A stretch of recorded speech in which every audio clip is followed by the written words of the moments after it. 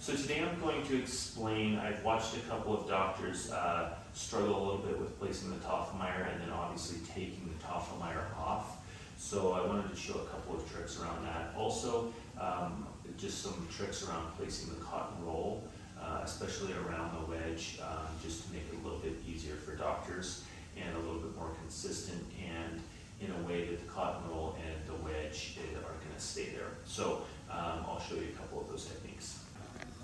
Okay, so first thing on the Tofflemire. So what I'm going to do obviously is I'm going to pinch this and then I'm going to line these up, okay? And then obviously the smaller portion of the Tofflemire goes down towards the gingua and the larger goes here, okay? So what I'm going to do is when I'm practicing, if I'm going to go here, I just kind of imagine what it's going to look like in the mouth, and then I'm going to put this square here right up next to the Tofflemire here, and then I'm going to just load it. Because I'm loading it right here, I know that if I'm going to go on number 29, it's going to go here. If I'm going to go on 20, it's going to go here. Now I have seen some doctors at the beginning, they put it right here in the middle. That you don't really ever do. I don't know why you would ever do that. So we need to make sure that it goes through the side, kind of like that, okay? So with a premolar, I can allow a little bit of the Tofflemire retainer to come out, and I kind of hold it down like this as I'm tightening it, okay? So I'm going to tighten it really tight here, and I always make the doctor do this because the assistant doesn't know how tight it really needs to be, and the last thing I want is to tighten this up around the tooth and it loosens, okay? So once we have it like this, what I like to do is I like to press on it to make it a little bit more rounded, okay? So you can see that it's a little bit more rounded there. So I've been asked, do I burnish this? I do not burnish it. Because if I burnish this, what I'm doing is I'm creating a roughness on this Tofflemire. The second thing is I'm creating a little bit of a dot that is hard to clean around as far as when your floss comes through. So I don't burnish my Tofflemire. I just try to place it as apically as possible so that it flares like this. If you don't place it apically, it's going to squeeze around the tooth like this, and there's going to be more potential of an open contact, okay? So when I'm going to place it around the tooth, I'm going to place it like this, okay?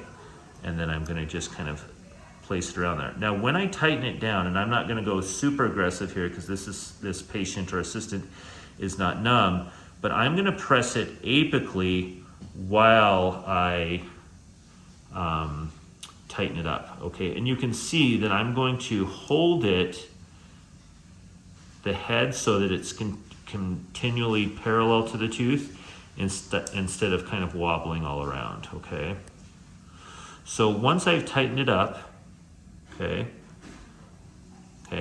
then it's just like this. Now, every once in a while I see in offices that they have a different type of Tofflemire, and you can see this one is angled at 90 degrees, okay? Sometimes you're gonna see a Tofflemire that's angled at 45 degrees. Those are lingual Tofflemires, so that if the Tofflemire were placed on the lingual, it would be able to angle up like this. We never use lingual Tofflemires, we only use the buckle. So you need to have a 45-degree angle here, okay? So once the Tofflemire is placed, okay, the other thing that I'm seeing a lot of is doctors struggling on where you should be putting the cotton forceps here, okay? Some of them are putting them in here like this, and then they kind of get confused on how they're gonna place this.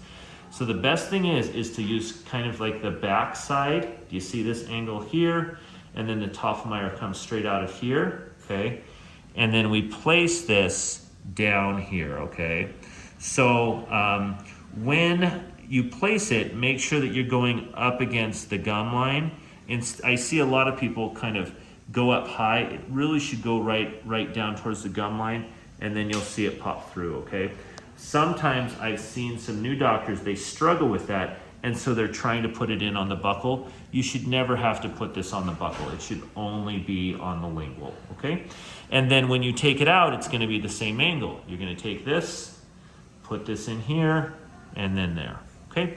So we're gonna see if we can get the wedge in without hurting this unanesthetized patient too much. and sometimes I will,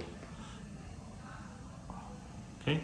Sometimes I'll use my thumb, but a lot of times I'm just pressing it in, okay? Now, the other secret here is with the cotton roll, okay?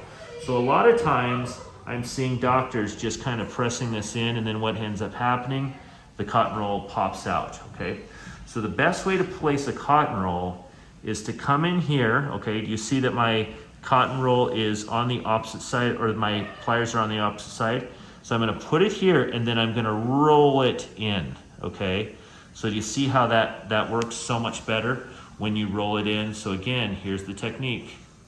I'm gonna go to the opposite side of the arch, grab her tongue, and roll it underneath, okay? And then you see how that wedge just holds that cotton roll in. Super, super nice, okay? So on the maxilla, how am I gonna do that, okay?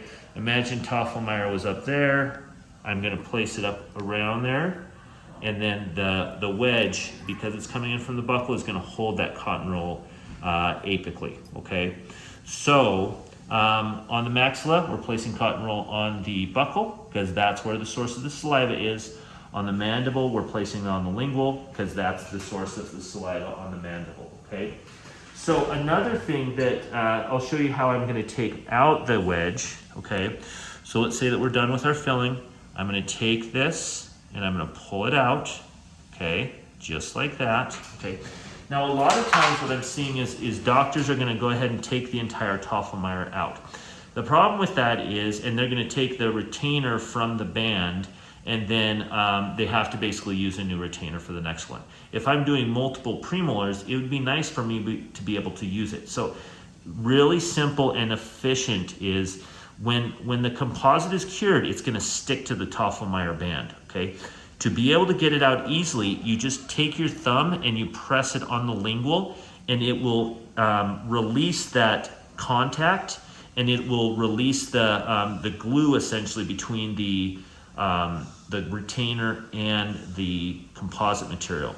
So super simple, press up against that lingual a couple of times if you have to, and then start loosening the Tofflemire band, and then you can just kind of shake it up like this, and it usually comes out undamaged.